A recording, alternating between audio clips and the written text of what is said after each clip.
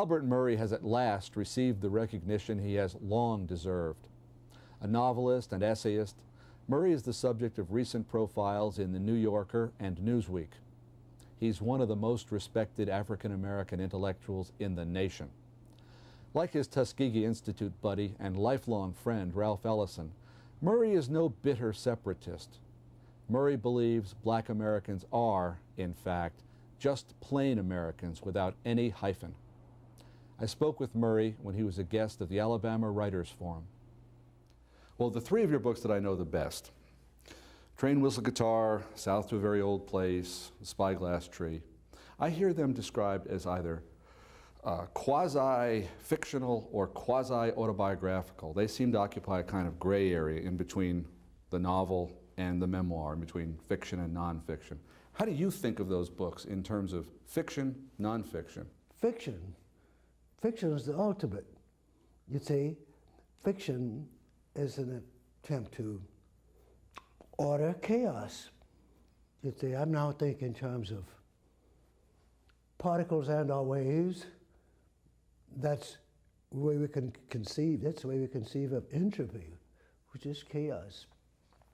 And the only thing we can do about it is to use that endowment that we have, that Joyce was referring to when he talked about the ineluctable modality of the visible, of the audible, of the conceptual. You see, a concept is an attempt to bring some form. Without that, you just have chaos. So you've got to have some sense of form to know whether it's up, down, outside, inside, round, round, square, or whatever. So that for me, everything is fiction. It's a matter of finding an adequate metaphor, that would be commensurate with the complexities and possibilities of our surroundings. And that's something we simply conceive of. So the whole thing is a fiction. So when a person talks about documentation, and all these things, documenting concepts, and then so what serious fiction or literary fiction tries to do is tries to bring the deepest, the most comprehensive insights to bear upon it. That's one answer to that type of question. There's an expression, it may be African, it may be worldwide, that it takes an entire village to raise one child. Is that the way it actually was in your childhood, the way you describe it in Scooter's childhood? I think of it in terms of survival through leadership, the preparation for the hero. And the ultimate and heroic action is epical action. So that makes it universal, makes it all-inclusive, so that they look, and there's some phrase in one of my books, they look and it says, is that boy the man? Is that boy the savior? Is that boy the one? Is he the one? Is he the one who's going to have the special talent that will be the salvation or provide the security for the group? In that sense, you could play it, but you get that in all cultures. I see the universal culture. I have no particular interest in African culture simply because there's no great literary tradition there. I mean, I'm concerned with writing, and so if I'm a writer, I'm not a spokesman, I think of myself as being an all-purpose literary intellectual, but it has to do with the validity of the metaphors that are involved, you see? So that there would be a pattern, but it's what we call the epical pattern, so that the survival of the whole group may depend on the people in the group, or the special people in the group who have special talents, and somebody in the group recognizes that. Your picture of Tuskegee is of a place that's really an active literary center. Speak for a moment about the creative atmosphere at the Tuskegee that you knew. Tuskegee? Was that a place that generated writers, that generated literature? No, How did it happen? We were the only ones there. We just happened to be guys that liked books, you see. And there were several other people there. Ellison was two classes ahead of me and Hamilton at Tuskegee. Then there was Mr. Sprague in the English department, and there were several other people. And these teachers were very, very conscientious, and they wanted to, they were not, it was not a big interest in literature, but the library, there was a librarian there named Walter Williams, who was gone when I got there, but he had built a very good collection of books. And when I got there and I saw all those magazines in the periodicals room, and I was going through all these things every week and every month, you know, like Saturday Review of Literature, the New York Times Book Review, the Herald Tribune Book Review, the strong reviews that you found in Atlantic and Harper's, and a North American Review, and then there was a Southern Review, there was a Kenyan Review, and I just became involved in that. It was there because a librarian was very imaginative and very much involved with liberal arts. Well, your picture of Tuskegee Institute is much different from the picture painted by your friend Ralph Ellison in Invisible Man, which I think is much more negative. What is your response to Ellison's picture of Tuskegee? Do you find fault with it? No, that's his. That's the type of guy he is, he was. That's the way he responded. And that was his story. See, that's where we get it. So it's not. See, that's where we get the stuff. This is where we have to watch. If you get tricked into sociology, which you think you're making a factual report, you know what I mean, or a historical document which you think is factual, you're making it up. It's your attitude that you're documenting. Do you see what I mean? All right, he had one type of attitude, and he went through a Marxist frame. So there was a lot of rejection in that. There was not, I mean, I operate on a concept which I derived from my old friend, late friend, Joseph Campbell, and he probably got it from Heinrich Zimmer. Antagonistic cooperation. And my whole blues theory and all that has to do with that. You confront the dragon or the menace or whatnot, and you work out a way to deal with it. So if you look at it and you see it as an opportunity for effort, for creativity, you write one way. You look at it another way, and you see it as a occasion for attack, protest, lamentation. That brings us to the Kenneth Burke strategies, for the Kenneth Burke notion about literary strategy. He says that we could divide literature, or literary statement, into two categories. One, you have a frame, certain types of composition, certain types of statement, literary statements, belong in frames of acceptance. On the other hand, you have frames of rejection. In frames of rejection, there's a frame of reference, and you look at this, you put the context, and you see it. The literary strategy would add up to the plaint, the complaint, the protest, the lament, the elegy, and statements like these are completely legitimate literary statements, great masterpieces. On the other hand, you have that's the frame of rejection, right? Life should not be like this. On the other hand, you have the frame of acceptance. This is the way it is. What are my possibilities? What do I do? So if you see yourself in heroic terms, then you come up with the epic. See, the epic comes out of it. You accept the necessity for struggle. So you look upon the dragon as an evocation to heroic action. You see it as something, you could protest it, you could mount a revolution against it, you could do a number of things.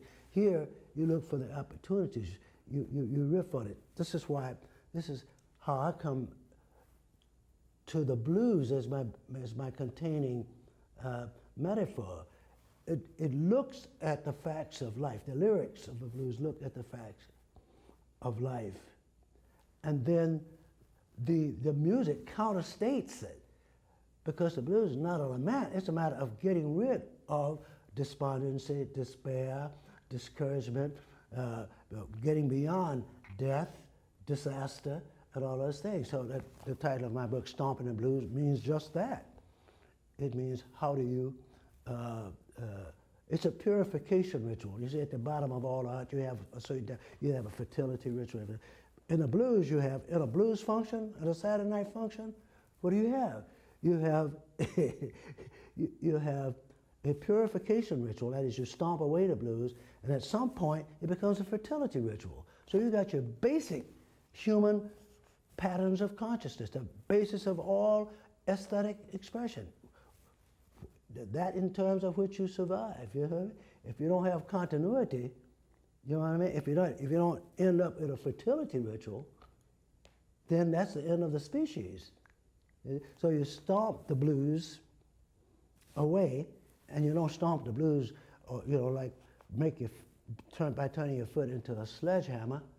I mean, you stomp the blues by snapping your finger and tilting your earlobe, on the beat, and you're doing this on the afterbeat. The more elegant you move when you're dealing with the blues, the more effective you are. That's art. Well, where one person sees protest, you see catharsis. It's the point of view. That's what I was saying. It's his point of view. If he sees it in that light, he sees it. If something goes wrong, I don't look for sin. I don't look for the devil. You see, the dragon is not evil. Do you say any more than an earthquake is evil, or a tidal wave is evil, a monster is not evil, a snake is not evil. None of these destructive things, alligators and what, they're not evil. It's just the way life is. So what you have to do is to develop that creativity, resilience, the ability to swing, the ability to riff, that will enable you to live with it, because you're not going to destroy them. It's entropy. That's the one thing that's not going to be destroyed. That's what the blues symbolize for me. They're going to be there the next day. So what you can get, if you get Louis Armstrong, or you get Duke Ellington, or you get Dizzy Gillespie, Charlie Parker, Thelonious Small, they will hold them at bay, just as Bach and Mozart and Beethoven did. And if they're very good, they'll hold them at bay time and time again. You sum it up, and they'll hold the blues at bay. But they're going to be back the next day. When you wake up, they'll be all around your bed. You see what I'm saying? So it's that ongoing battle. Now you see the pit hole for me in that is that if you get into evil, you get into crime and punishment, you see, you're running a big risk of self-righteousness. Then you want to kill somebody because you think they're guilty. You decided, you haven't checked it all out, just what you received, you said, guilty. So then you want to, I can't do that. Where I am in my conception of life, I've got to go, I know that destructive conduct has to be controlled in some way or other, but I'm beyond the conventional conceptions of crime and punishment, good is evil, retribution, that's sin and redemption, things like that. It's a matter of actually addressing individual problems of equilibrium, that is, of point of view and things like that, and getting a person a more adequate outlook on life, on the possibility. So protest is not my mode. You say, for example, what good would it do you you could protest? I just don't believe that I was put on earth, that the meaning of Albert Murray, is that I was put on the earth to complain that some people don't like other people. I was put on to find out how I could survive, and if somebody doesn't like me, either I could make them like me, or I could destroy them, or I could keep them from hurting me. You see, but just to protest that they don't like me, it seems to me pretty futile. Well, Campbell taught us that dragons have to be dragons. Dragons have to behave like dragons. They partake of dragonness. But how do you persuade other people to stop complaining about the dragon and start adopting a heroic, epic attitude toward the dragon? Well, you go back to the basic thing is why you are a writer, and you try to create an adequate image of human behavior and possibility, outlook and possibility, that would be attractive. And they would prefer to see himself in heroic terms rather than in terms of victimization. That's become very, very fashionable now. It's worse than it's ever been since I've been around. And people have, gotten into that. But you see, those categories or those frames have always existed.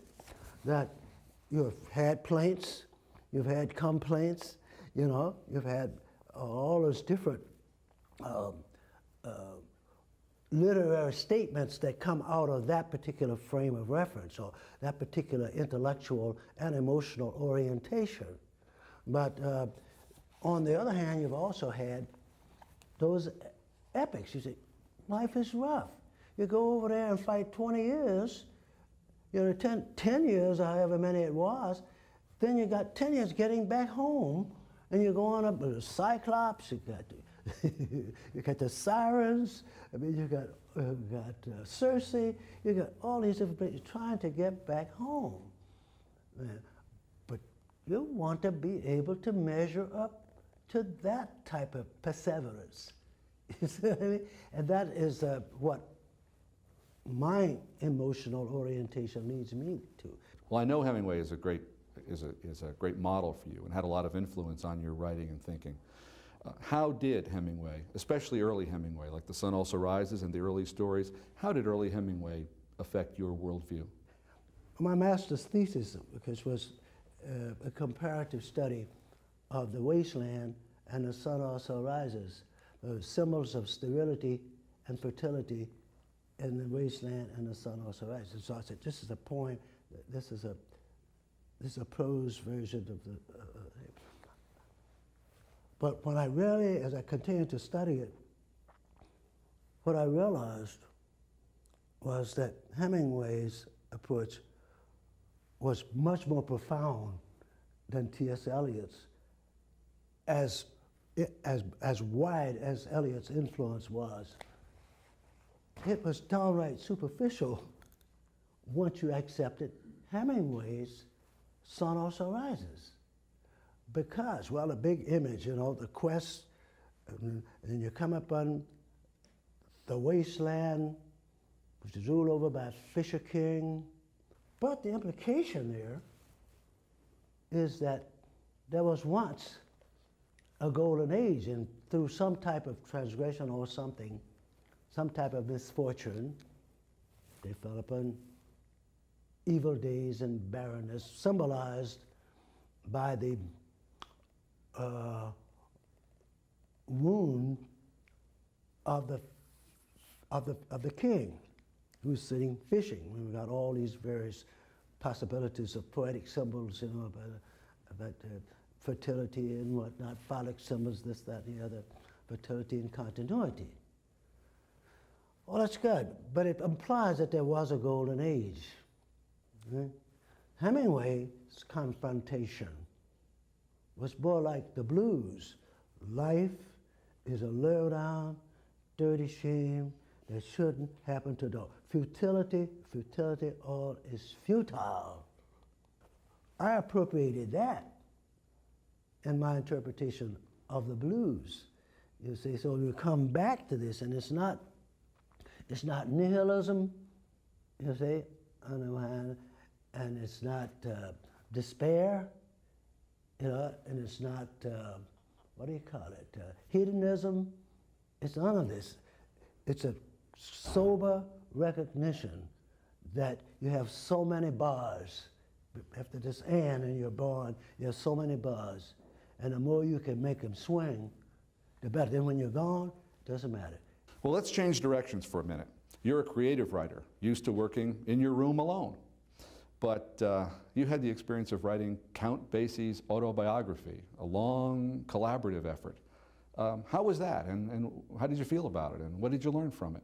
I really answered that in another essay, which will be in the Blue Devils of Nada, and it's called Comping for Count Basie. That means accompanying Count Basie. So I got a job as a result of writing Stomping the Blues. I was invited to work with Count Basie on his autobiography. He asked me, where do we start? And I said, well, why don't we just start like the Greek plays started, in the middle of things, maybe some crucial turning point in your life. I said, that sounds okay. What do you think is a crucial turning point in my life? I said, well, everybody knows you as the apotheosis of Kansas City music. Stomp style, the Kansas City 4/4, velocity of celebration, and all, walking bass.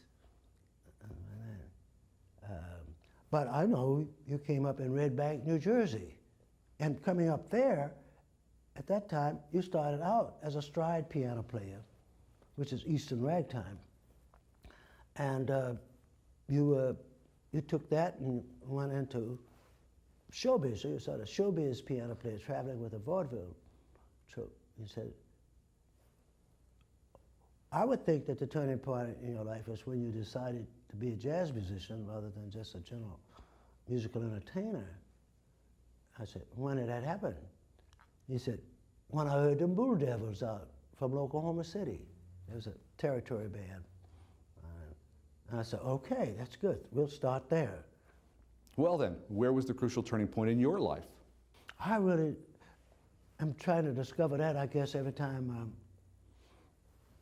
I write, but I suppose that what got me, it's hard for me to say exactly when I wanted to be a writer. I suppose that's what you mean. It was there, you know. But when I left high school, I had a choice of, you know, a scholarship in physical education or one in liberal arts or education. And when I got to Tuskegee, I realized that physical ed was not for me, and that, I mean, coaches, you know, when I see coaches come in, you know, I mean, 45, 50-year-old coaches, they were beyond certain things. So somewhere in college with all the books and so forth, I was just moving toward writing. Well, you were in the United States Air Force for 20 years. So what part does that have in the development of your intellectual and social life? Well, it does fit in. You make everything fit in. You have to make it fit in. If you're interested in enough things, then you say, this is the time for this is the time for that. Well, great writers have been interested in the military, had done military time. So I could identify. Hemingway was writing about things like that. That was fine for me. Faulkner was fabricating all kinds of stuff about his military experience, which he didn't have. Tolstoy was very much involved with that. Stendhal. So I was looking at all of the literary examples. Well, let me tell you what prompts the question. You are known as a highly autobiographical writer. Here's a long stretch of your life that doesn't appear in your works. Now, you have a right, of course, like any creative artist, to choose your own metaphor. But the metaphor of war, the whole military metaphor, seems not to appear in your work. And in a sense, it is glaringly present by its absence. Right, because my metaphor is the blues. It depends on how you use it. It doesn't matter how you adjust to it and what you learn to it, but you turn it into your major image. You could do that. See, once that's my, sort of like my territory. When I looked around, this is what it is.